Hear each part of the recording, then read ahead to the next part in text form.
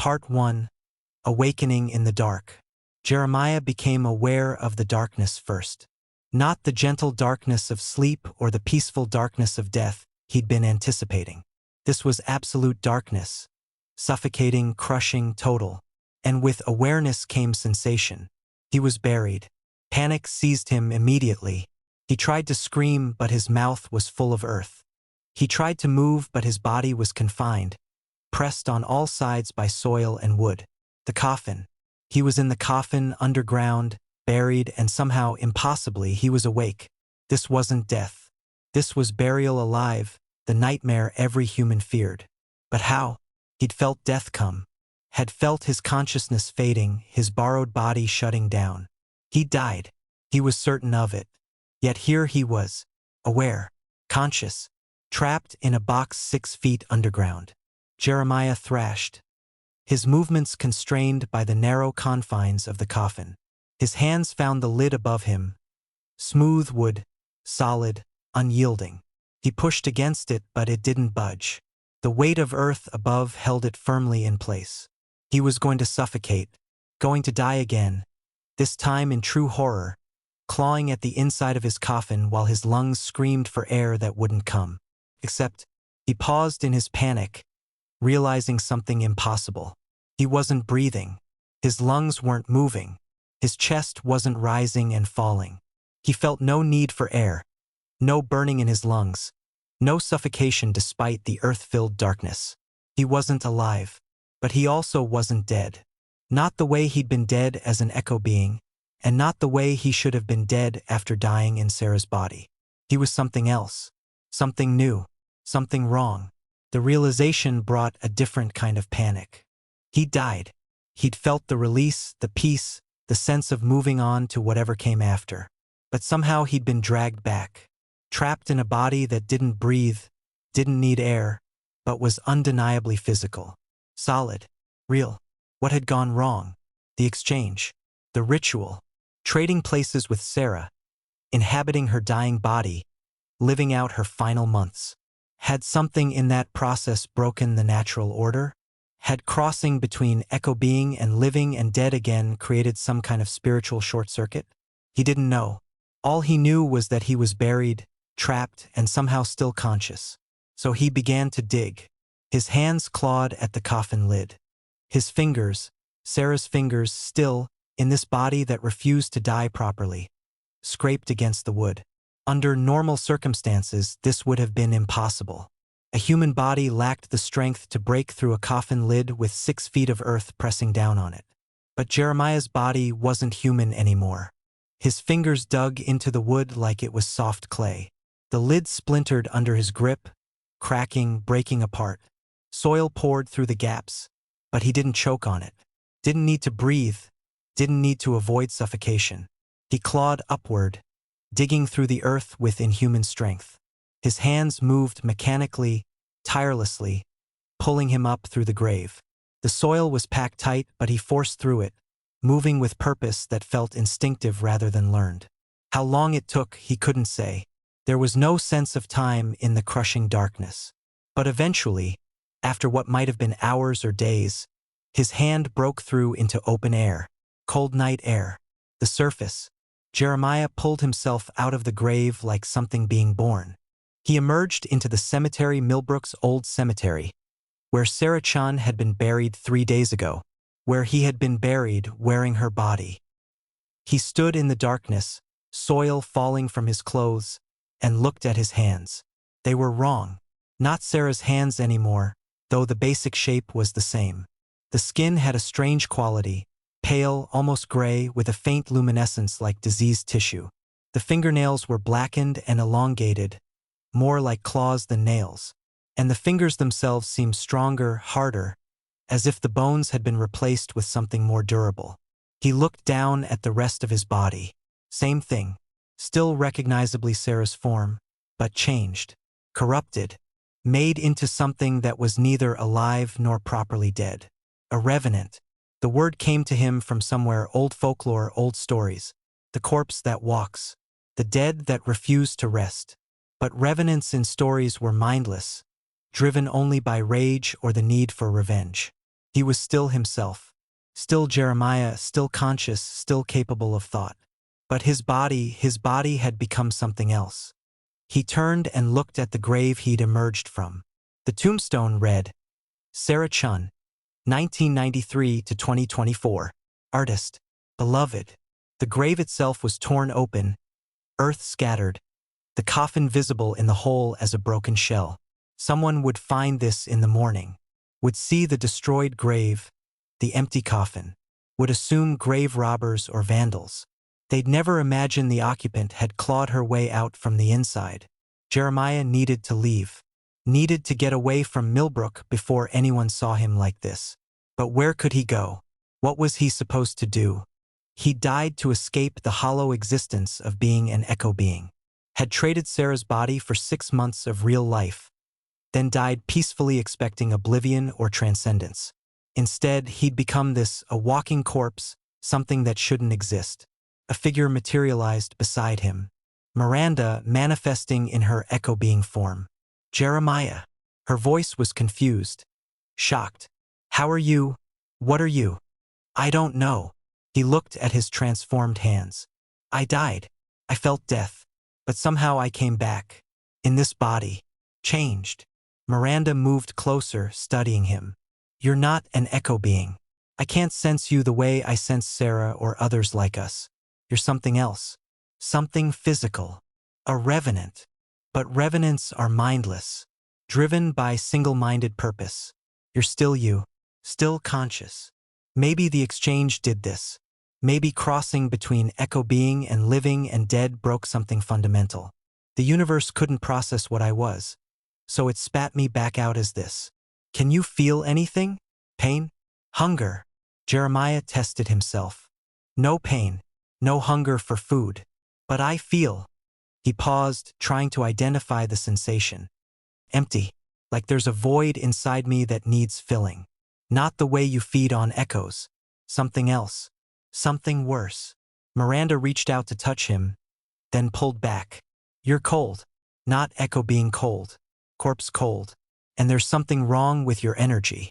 It's consuming itself, creating a vacuum. Jeremiah, I think you're a walking entropy. You'll need to feed on something to sustain yourself, but not echoes. Something more vital. Life force. You're saying I need to feed on the living. I don't know. Maybe. Or maybe you'll find another way. But Jeremiah, you need to leave Millbrook. If the townspeople see you like this, they'll panic. And you don't know what you're capable of yet. What this body can do. What it might do without your conscious control. She was right. He could feel it, the wrongness of his existence pressing against reality itself. He was an impossibility made manifest, a violation of natural law. His mere presence felt unstable, dangerous. Where's Sarah? He asked. She's adapting well to existence as an echo being. But I haven't told her about this yet. About you. I don't know how she'd react. Don't tell her. Let her think I died properly. She gave me her body as a gift. She doesn't need to know it became this. Where will you go? Away. Far away. I need to understand what I am. What I've become. And I need to do it somewhere I won't hurt anyone. Miranda looked at him with an expression he couldn't read. Will I see you again? I don't know. Maybe. If I figure out how to exist like this without becoming a monster. Jeremiah, I'm sorry. I never meant for this to happen. The exchange should have worked. You should have died properly. It's not your fault. Something went wrong. Maybe it's my punishment for trying to cheat death twice. Maybe this is what I deserve. He turned and walked away from the cemetery, leaving Miranda standing among the graves. He didn't look back, didn't want to see the pity or horror in her expression. He walked through the night, moving with a speed and silence that shouldn't have been possible. His body felt wrong, too strong, too tireless, too present. He covered miles without fatigue, his legs moving mechanically, carrying him away from Millbrook and toward whatever existence awaited him. As dawn approached, he felt it. A pulling sensation, drawing him toward darkness. The sun was rising, and some instinct in his revenant body screamed at him to hide, to find shelter, to avoid the light. He found an abandoned barn and sheltered there as the sun rose. The moment daylight touched the earth, he felt pain, the first pain since awakening. His skin burned where stray sunbeams touched it, smoking slightly, blistering. So, he was vulnerable to sunlight. Classic vampire weakness, though he didn't think he was a vampire. He had no fangs, no desire to drink blood. But his body couldn't tolerate direct sunlight. Another limitation, another curse. He would be a creature of the night, awakening at dusk, seeking shelter at dawn, existing in the margins between day and night, life and death, natural and unnatural. He sat in the darkness of the barn and began to understand the scope of his situation. He couldn't die. He'd tried, had died peacefully, had felt his consciousness leaving. But something had pulled him back, had forced him into this revenant state. And if death itself couldn't claim him, what could? Nothing, perhaps. Nothing in existence could stop him. He was beyond death, beyond natural law. An impossibility that persisted through sheer wrongness. How long would he exist like this? Years? Decades? Centuries? The thought that came to him then was so terrible he tried to reject it. But it persisted, undeniable and horrifying. Forever. He would exist forever. Until the stars burned out. Until the universe itself ended. This was his curse. Not death, but existence without end. The revenant's eternity. Jeremiah sat in the darkness of the abandoned barn and screamed. Not from pain. He felt no physical pain except from sunlight, but from the existential horror of understanding his fate. He had escaped death only to be trapped in something infinitely worse.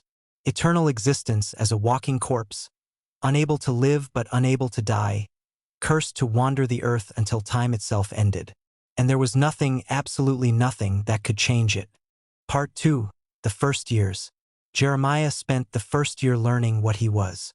He discovered that his body, though corpse-like in many ways, was virtually indestructible.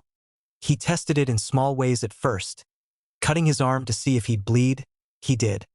But the black ichor that leaked out wasn't blood and the wound closed within minutes.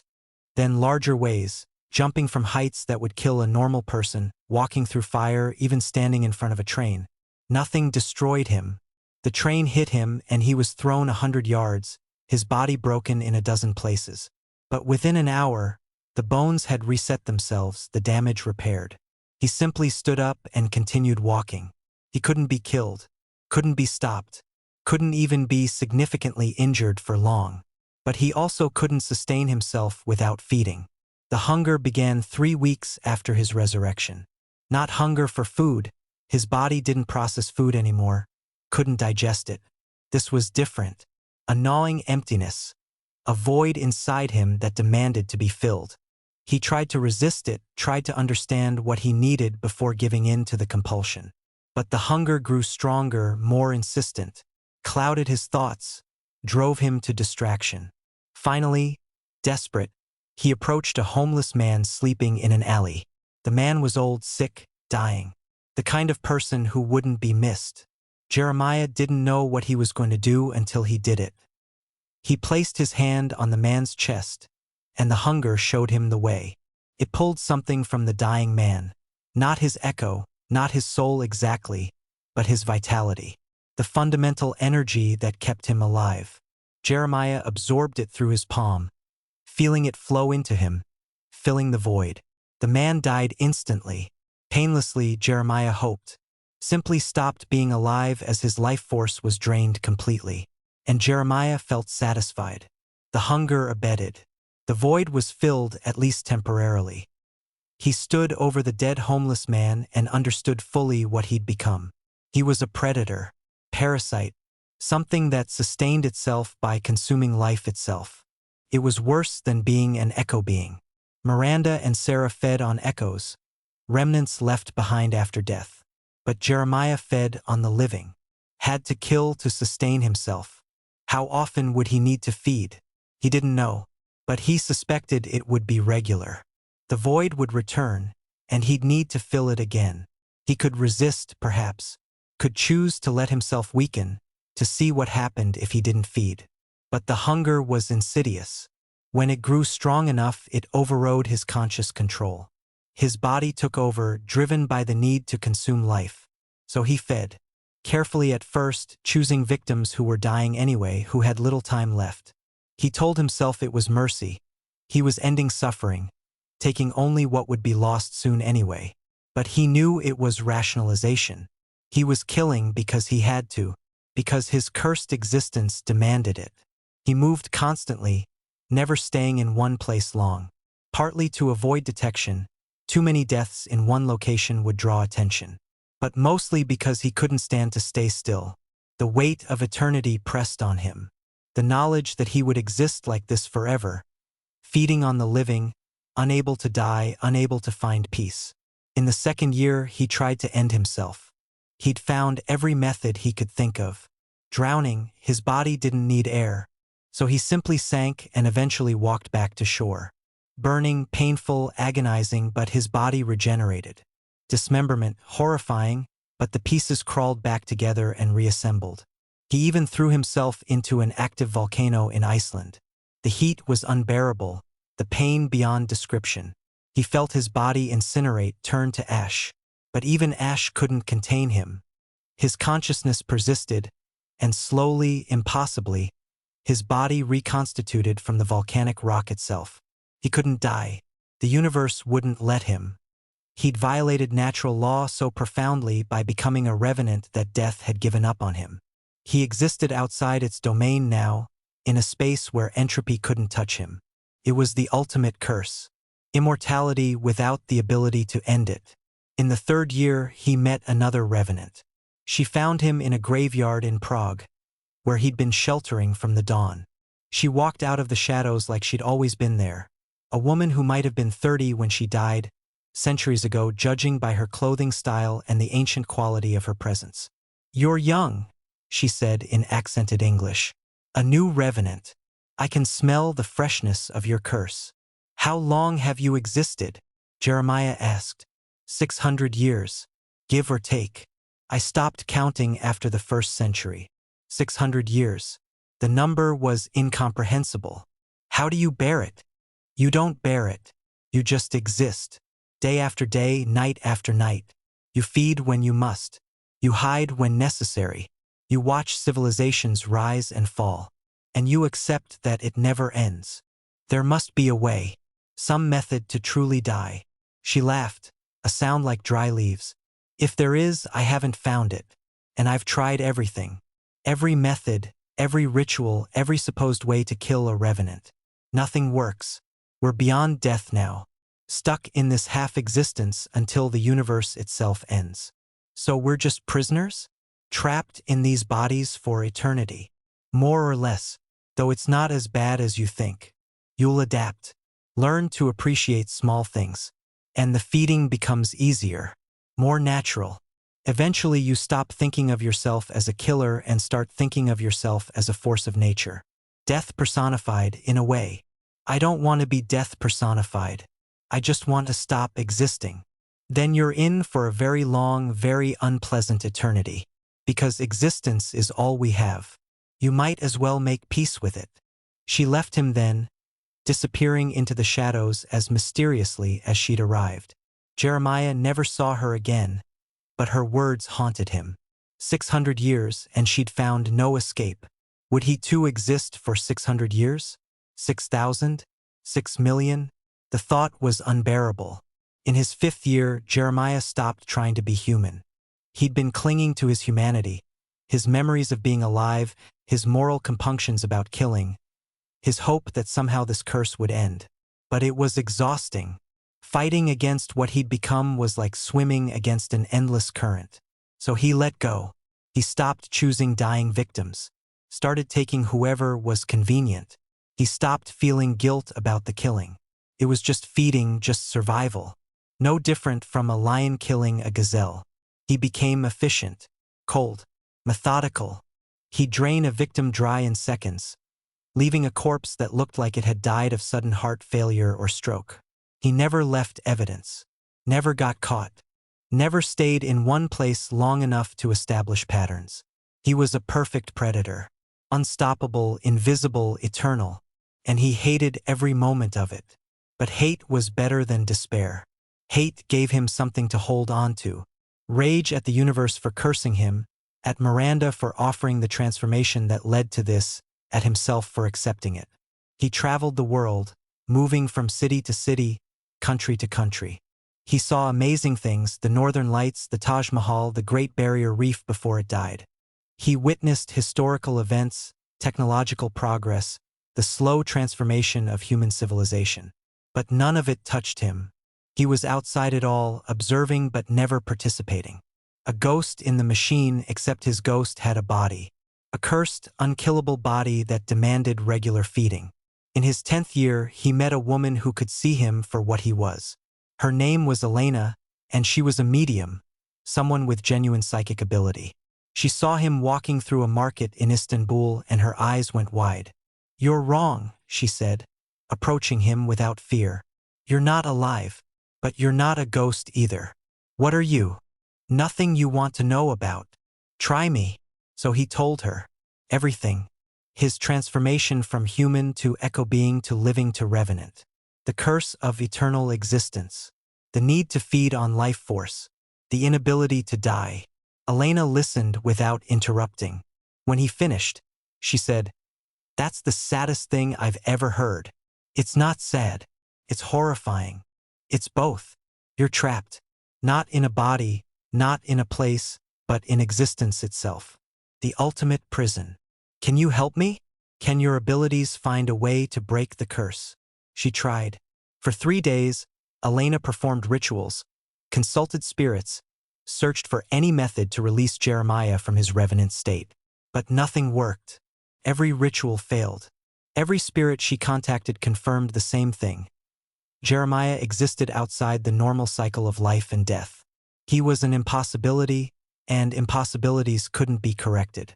"I'm sorry," Elena said on the 3rd day. "There's no exit for you.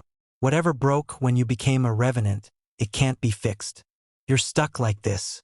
Until when? Until the end of everything. That's what the spirits say. You'll exist until entropy claims the universe. Until the last star burns out and the last particle decays. Only then will you finally stop." The timeline was incomprehensible. Billions of years. Trillions. The universe was young, barely 14 billion years old. It would exist for trillions more before heat death claimed everything. And Jeremiah would be there for all of it. "Kill me," he said to Elena. "You're a medium. You have power. Find a way to destroy me." "I can't. Nothing can. You're beyond destruction now. Then I'll destroy myself. Somehow. Eventually. You'll try.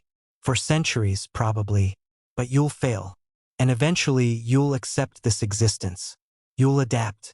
Humans, even cursed ones, are remarkably adaptable." She left Istanbul the next day, unable to bear the weight of what she'd learned. Jeremiah never saw her again. But her words stuck with him. You'll adapt. Would he? Could he? Could anyone truly adapt to eternity? Part 3. The Long Centuries. Jeremiah existed for 50 years before he saw Miranda again. He'd avoided Millbrook, avoided anywhere he might encounter her or Sarah. He didn't want them to see what he'd become, didn't want their pity or their horror. But curiosity eventually drew him back. He wanted to know if Sarah had adapted to existence as an echo being, if she'd found meaning where he hadn't. He returned to Millbrook on a winter night, moving through the town like a shadow. The place had changed, some buildings renovated, others abandoned. The population had continued its slow decline. In another 50 years, it might be a ghost town entirely. He found Sarah in the cemetery. She was manifesting more solidly than Miranda usually did, practicing the technique. She looked peaceful, content even. Jeremiah. She'd sensed him immediately despite his attempt at stealth. "Is that you? But you're not an echo being. You're something else. I'm a revenant. Something went wrong with the exchange. I died but came back in this body. Changed." Sarah moved closer, studying him. "You've been this way for 50 years? Why didn't you come back? Why didn't you tell us?" "Because I didn't want you to see what I'd become. I'm a killer now, Sarah. I feed on the living. drain their life force to sustain myself. Your body became a vehicle for murder. That's not your fault. You didn't choose this. Didn't I? I chose to become an echo being. Then I chose to trade back to life. Maybe this is the universe's way of punishing me for trying to cheat death twice. Miranda appeared beside Sarah. Jeremiah, you're back. Just visiting. I won't stay. How long will you exist like this? Forever. Until the universe ends. That's the curse of revenants. We exist until entropy claims everything. Miranda's expression was unreadable. I'm sorry. I never imagined this would happen.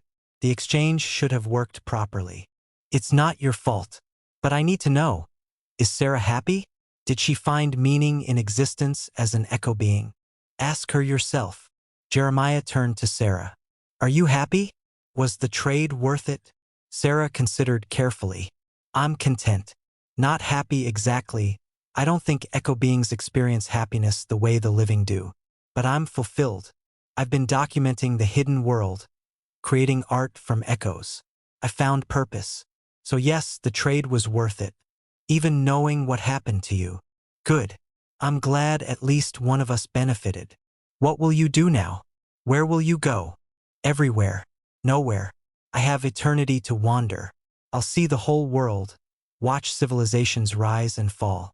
And maybe, eventually, I'll find some way to make this existence bearable. Will you visit again? Probably not. It's too painful seeing you both. Being reminded of what I was, what I could have been. Better to just keep moving. He left them there and returned to his wandering. Years became decades. Decades became centuries. Jeremiah watched the world transform. He saw technology advance, computers, internet, smartphones, artificial intelligence. He saw political upheavals, wars, famines, and slow progress toward peace. He saw climate change accelerate, watched coastlines flood, saw species go extinct. He existed through it all, unchanging, eternal, a constant in a world of flux. He developed routines, patterns, ways of making the endless nights bearable.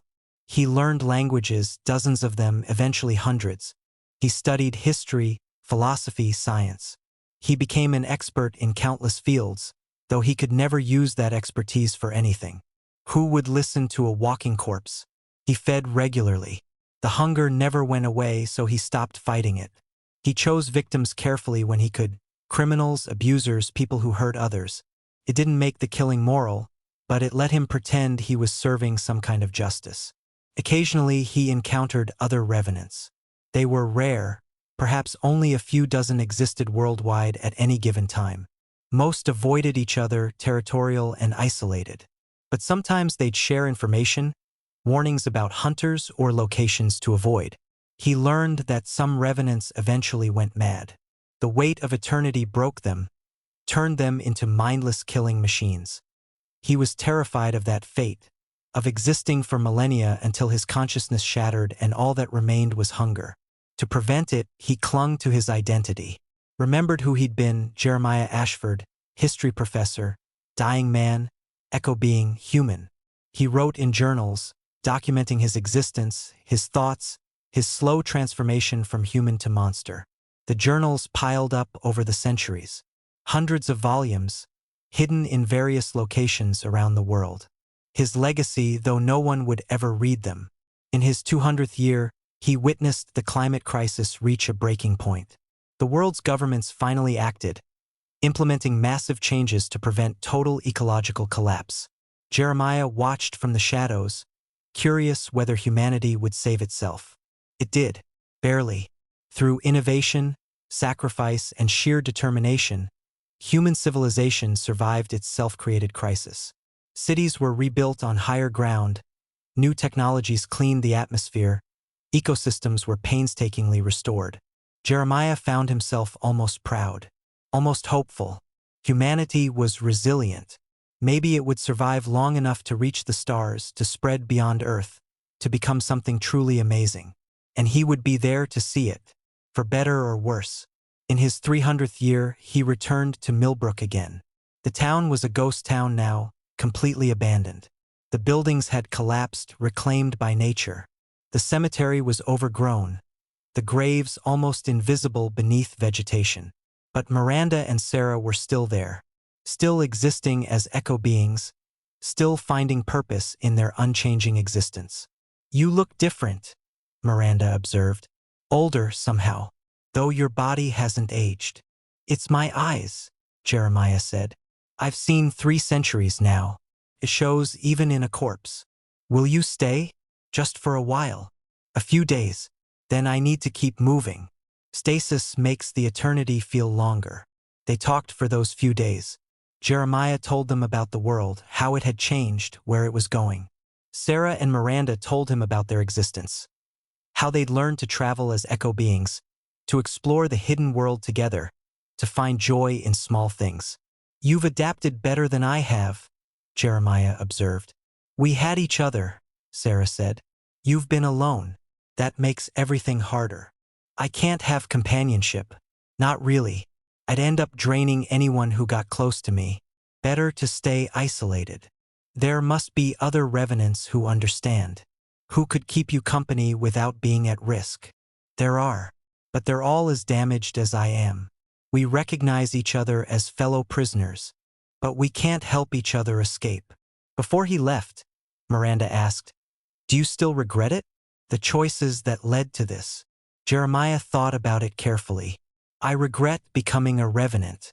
That was never supposed to happen. But do I regret choosing to become an echo being? Or accepting Sarah's trade? I don't know. Those choices led to this curse, but they also gave me more time, more experiences. Maybe in another 1,000 years, I'll be grateful for that. And maybe you won't. Yeah, maybe I won't."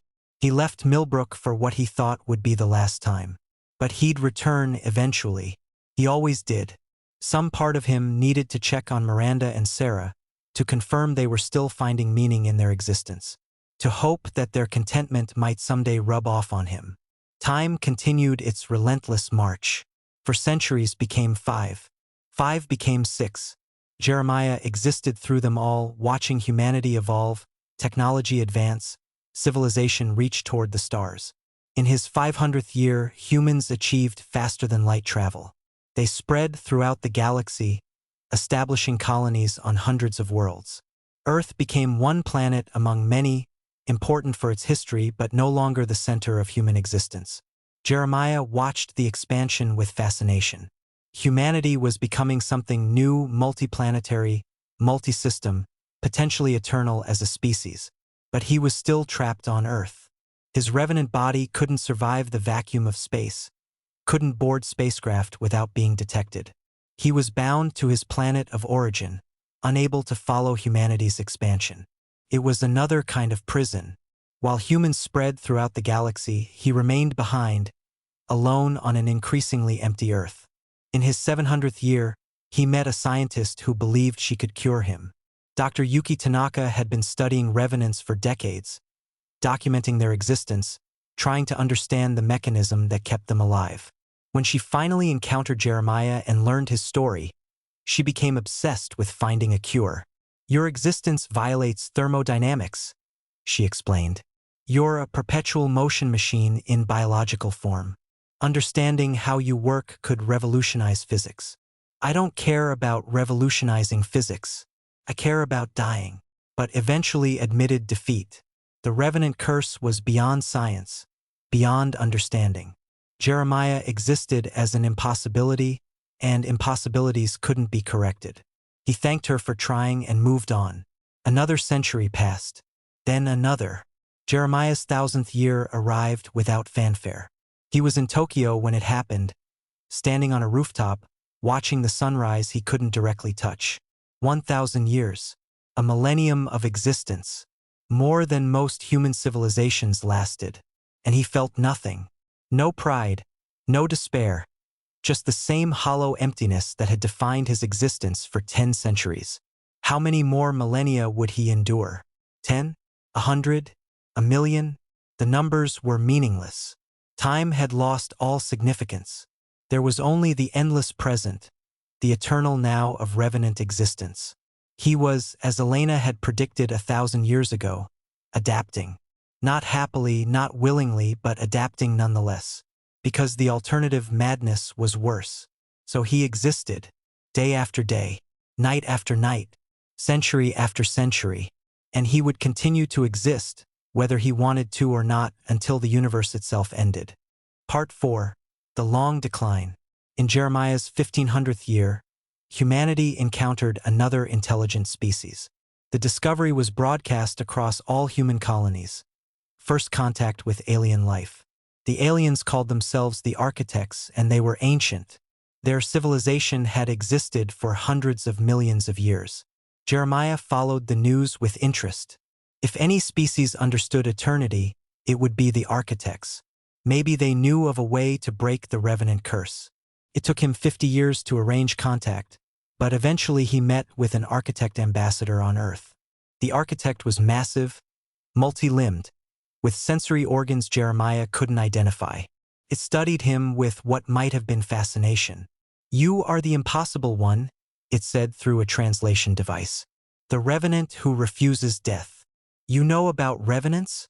We have encountered them in our travels. Rare creatures, cursed by their own desperation to exist. You are perhaps the oldest human origin revenant we've met.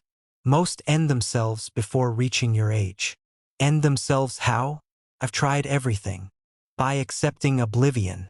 By choosing to disperse, to let the mechanism fail. But it requires true acceptance, not resignation, but genuine peace with ending. Most revenants can never achieve that state. They cling too tightly to existence, even while hating it. So the curse can be broken. If I truly want to end, I can. In theory. But wanting to end is not the same as accepting ending. You must let go of all attachment to existence. Fear, hope, curiosity, anger, everything. Only in that perfect acceptance can the mechanism be dismissed. Have you ever seen a revenant achieve this? Once, a creature that had existed for 3 million years finally found peace. It simply stopped, its body crumbling to dust as the mechanism released it. But such cases are extraordinarily rare. Most revenants exist until external forces destroy them. What external forces? I've tried everything. Nothing can kill me. Not now. But the universe changes. In the deep future, when entropy accelerates, when the laws of physics begin to break down, then even revenants become vulnerable. But that is trillions of years distant. Trillions of years. The number was incomprehensible, even after 1500 years of existence. So my only options are to achieve perfect acceptance, which seems impossible, or to exist for trillions of years until the universe destroys me. That is the revenant's curse. Existence without the possibility of simple ending. I am sorry. Your species has created a truly elegant form of damnation. The architect departed, leaving Jeremiah with this knowledge.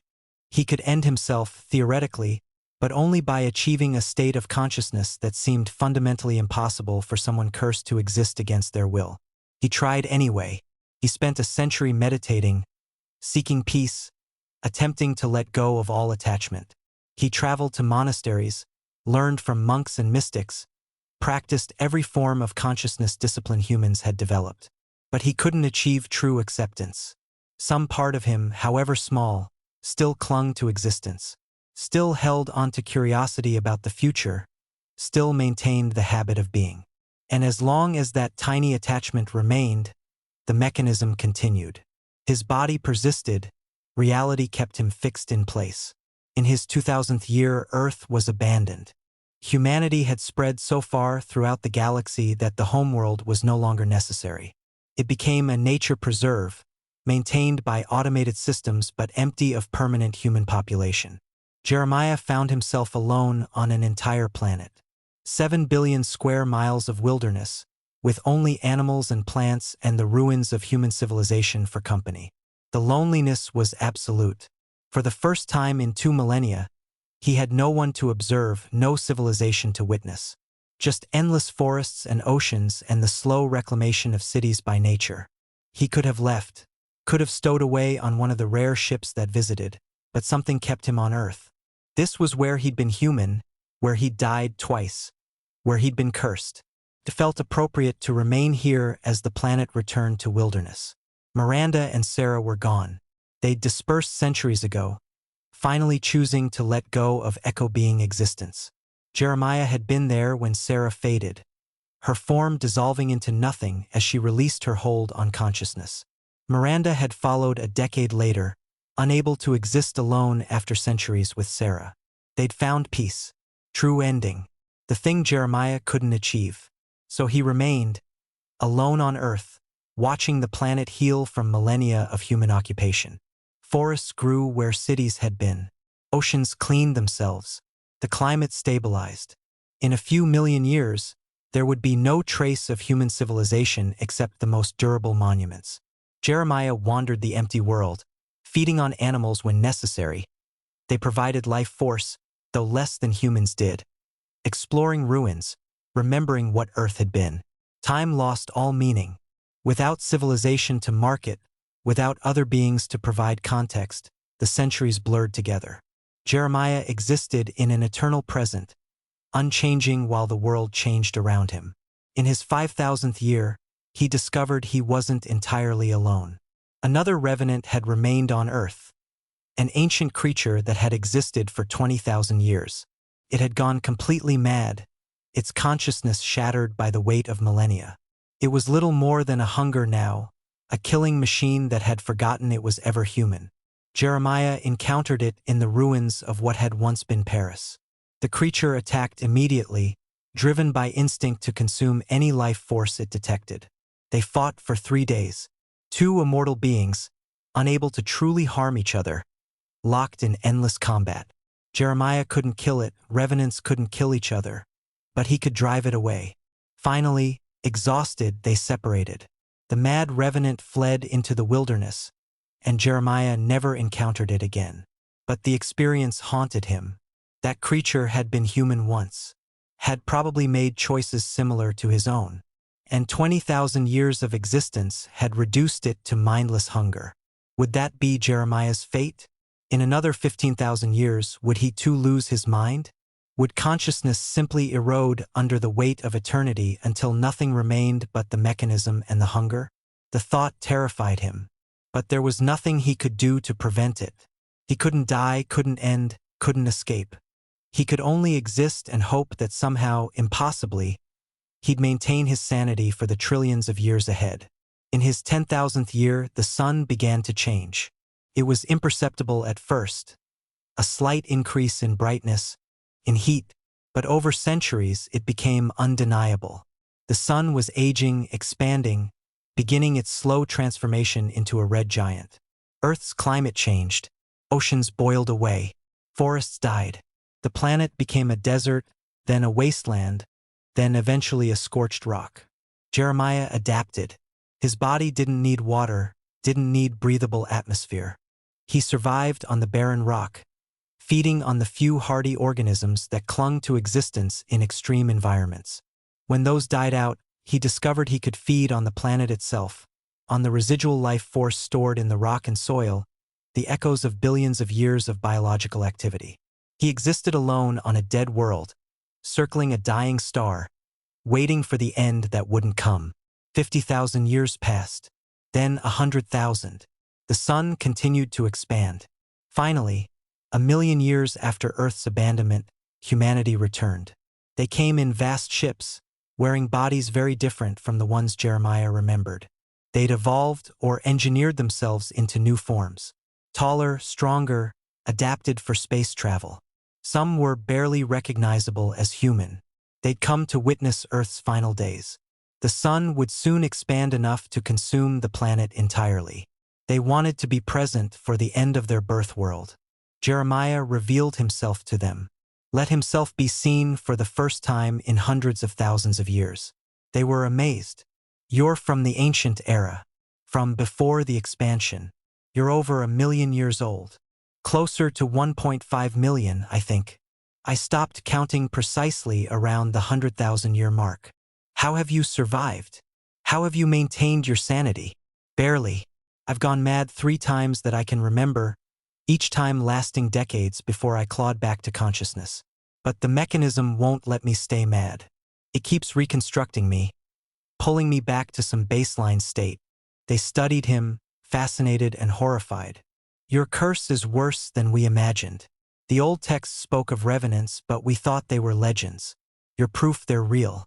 Proof that consciousness can be trapped, forced to persist against its will. Can you help me? Your technology is far beyond what existed when I became this. Surely you can find a way to end me. They tried. For decades, humanity's greatest minds worked on the problem. They attempted to disrupt the mechanism, to overwrite the quantum process that kept him alive, to forcibly disperse his consciousness. Nothing worked. Jeremiah's existence was too fundamental, too deeply woven into reality. He was a fixed point, unchangeable, eternal. We're sorry, they finally told him. We can't help you.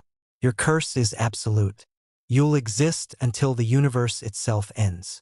Then witness me, Jeremiah said. Remember that I existed. When you write the history of humanity, include my story. Let future generations know the price of trying to cheat death. Let them know that some fates are worse than simply dying. They promised they would. And then they left, boarding their ships to flee the expanding sun. Jeremiah remained on Earth, watching the sun grow larger in the sky, feeling the heat intensify. The surface temperature rose to hundreds of degrees, then thousands. The rock began to melt. Still he persisted. His body burned constantly, charred to bone and ash, then reconstructed moment by the mechanism. Agony beyond description, but he couldn't die from it. Couldn't escape into unconsciousness. He experienced every moment of burning with perfect clarity. Finally, the sun's outer layers touched Earth. The planet was consumed, vaporized, dispersed into plasma. And Jeremiah fell into the sun itself. Part 5: The Long Fall. Existing inside a star was a new form of hell. The temperature was millions of degrees. The pressure was crushing. Radiation flooded through him constantly. His body was atomized and reconstituted trillions of times per second, each reformation bringing fresh agony.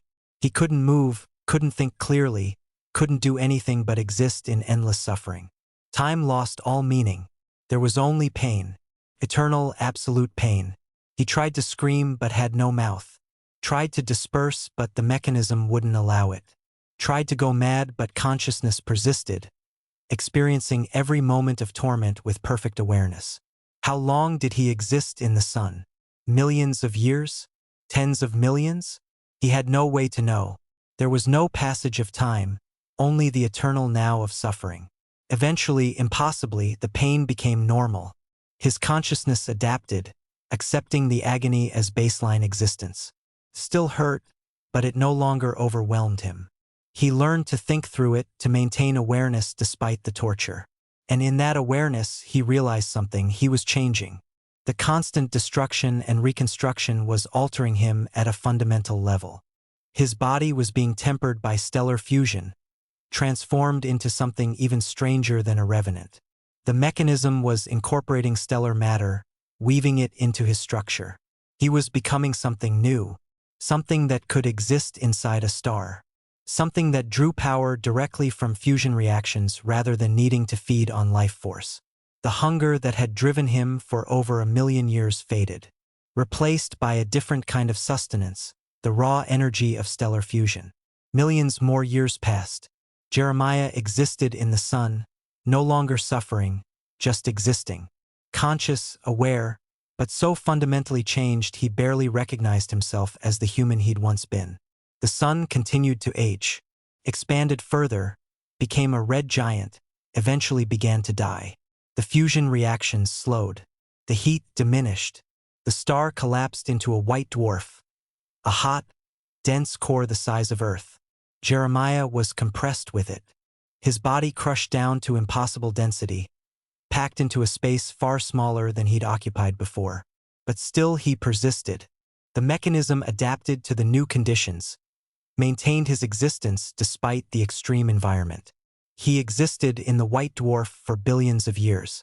The star slowly cooled, radiating away its heat into the void. Eventually it became a black dwarf, a cold, dark sphere of degenerate matter, invisible in the blackness of space. And still Jeremiah existed, in the cold and dark, conscious but alone, aware but with nothing to be aware of except his own existence. Time passed, unimaginable amounts of time. The galaxy changed around him. Stars died. New stars formed and died in turn. The Milky Way collided with Andromeda, forming a new galaxy. That galaxy merged with others. Eventually, star formation ceased entirely. The universe ran out of hydrogen to fuel new stars. The existing stars slowly died, one by one, until the cosmos was dark except for occasional flares from black holes consuming matter. Jeremiah drifted through this darkness, his stellar tomb wandering through the void. He'd long since stopped counting years. What was the point? He existed. That was all. He couldn't remember being human anymore. Those memories had faded, eroded by trillions of years of existence. He couldn't remember Miranda or Sarah or his mother or what food had tasted like. All that remained was consciousness, pure awareness divorced from identity or history. He simply was in the void, eternal and unchanging. More time passed, incomprehensible amounts of time. The black holes evaporated through Hawking radiation. The last particles decayed. Space itself began to fragment as the expansion accelerated beyond all limits. And still Jeremiah existed. The mechanism that sustained him operated on principles beyond physical law. Even as physics itself broke down, he persisted. He witnessed the heat death of the universe, watched reality dissolve into perfect uniformity. No stars, no planets, no matter, just infinite darkness and the faint residue of quantum fluctuations. And he was still there, conscious in the void, unable to die even when there was nothing left to die in. He existed in the dead universe for a length of time that dwarfed all previous time. Google years, Googleplex years, numbers so large they had no meaning. And then, impossibly, something changed. From the quantum foam of dead space, fluctuations began to increase. Random variations in the nothing growing stronger, more organized. A new Big Bang was beginning. The universe was cycling, collapsing into singularity and re-expanding in a new configuration.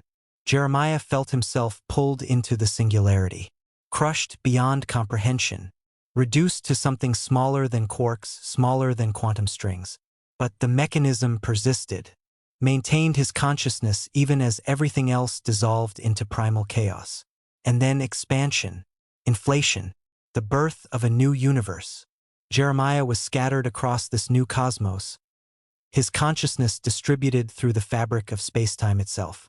He experienced the first moments of creation, the formation of particles, the cooling of energy into matter, the birth of the first atoms. He existed in every point of space simultaneously, omnipresent, omniscient within the new universe, but still himself, still conscious, still unable to die. The new universe evolved. Stars formed. Galaxies coalesced. Life emerged, different from the life he remembered, but still recognizable as consciousness struggling to understand itself.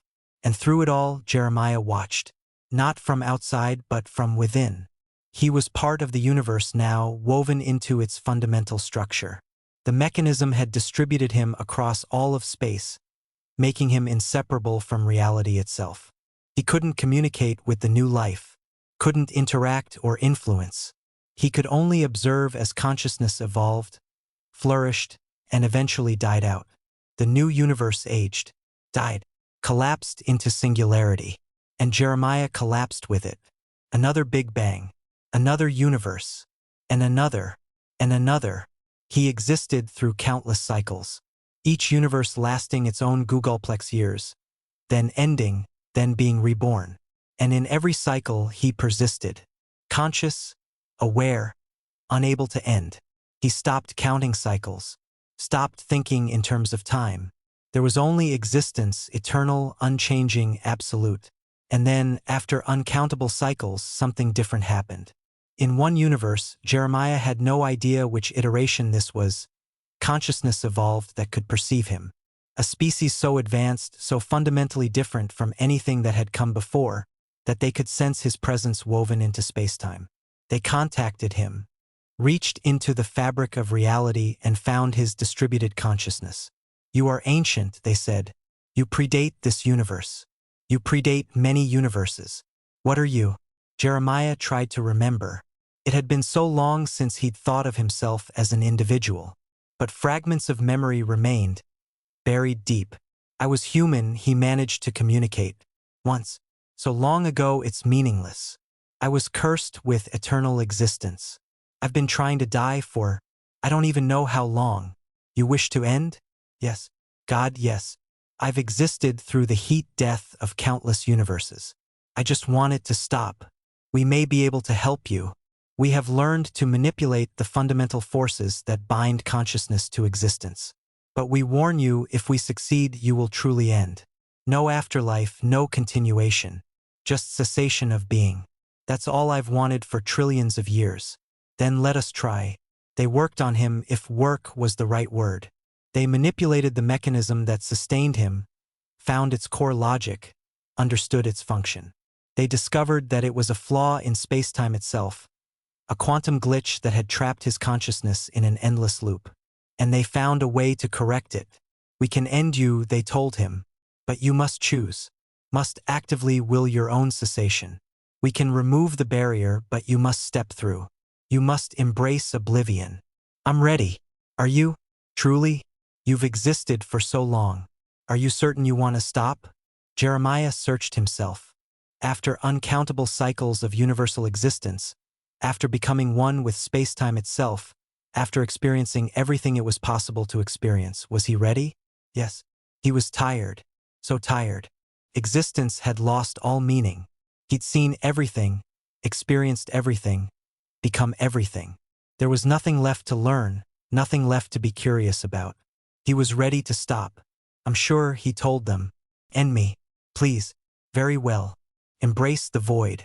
Accept non-existence. Let go of all attachment to being. They removed the barrier. The mechanism that had sustained him for googolplexes of years suddenly ceased. And for the first time since he'd clawed his way out of Sarah Chen's grave uncountable cycles ago, Jeremiah had the choice to truly die. He thought of Miranda, though he could barely remember her. Thought of Sarah, who'd given him her body. Thought of his mother, his life as a human, the brief time when existence had seemed simple and finite. And he let go. Consciousness, which had persisted through heat deaths and big bangs, through endless suffering and impossible transformation, finally released its hold. Jeremiah dispersed. His awareness fragmented, dissolved, became nothing. The self that had clung so desperately to existence finally accepted its end. And in that acceptance, he found what he'd been seeking since he first woke in the grave. Peace. Not heaven. Not hell. Not reincarnation or continuation. Just ending. Final, complete, perfect ending. The universe continued without him. Would cycle again, would birth new life, would eventually die again. But Jeremiah wouldn't be there to witness it. He was gone. Truly, finally gone. And after suffering for lengths of time that transcended comprehension, that ending was mercy. Epilogue. The last memory. In a universe countless cycles after Jeremiah's end, a new species evolved. They were researchers of ancient phenomena, archaeologists of reality itself. They discovered something strange. A pattern in space-time, barely detectable, that seemed to predate their universe. A quantum echo of consciousness that had once been distributed through all of existence. They reconstructed fragments of it, enough to understand what it had been. A human revenant, cursed with eternal existence, who had persisted through uncountable universal cycles before finally finding a way to end. They created a memorial. Not physical, nothing physical could represent such an ancient being. Instead, they created a quantum monument, a pattern in spacetime that would persist for as long as their universe existed. And they inscribed it with a single message, translated from the ancient languages they'd reconstructed from the echo. Here existed Jeremiah Ashford. Human. Echo being. Revenant. He tried to cheat death and was cursed with eternal life. He suffered for googolplexes of years before finally finding peace. Remember him as a warning. Some fates are worse than death. But remember also that even the most terrible curse can end. Even eternity has its limit. He existed until he didn't. And in that ending, he was free. The monument would fade when their universe died. But for now, it remained. A memory of consciousness that had endured beyond all reasonable limits, that had suffered beyond comprehension, and that had finally, mercifully, been released. Jeremiah was gone, but he was remembered, and in a cosmos that would continue for unimaginable eons, that memory was enough. The end. Author's note: this story explores the horror of immortality, not as a gift but as the ultimate curse. Jeremiah's journey from human to revenant to universal constant represents the extreme end of what it means to exist without the possibility of ending. The time frames involved are deliberately incomprehensible. Googolplex years is a number so large it cannot be written in standard notation. It's 10 carat, 10 to the power of 100, or 1 followed by 10 to the power of 100 zeros. The idea that consciousness could persist for such time frames, through multiple universal cycles, represents the ultimate existential horror. But the story also offers hope. Even the most absolute curse can end. Even immortality has limits. Jeremiah's final release, after suffering beyond measure, suggests that peace is possible even for those who seem damned to eternal existence. The revenant curse was broken not through violence or external force, but through acceptance and the help of beings who understood the mechanism. In the end, Jeremiah's salvation came from the same source as his original fall: choice. He chose to become an echo being. He chose to trade back to life. And finally, after uncountable cycles of existence, he chose to end. That final choice was the one that mattered most.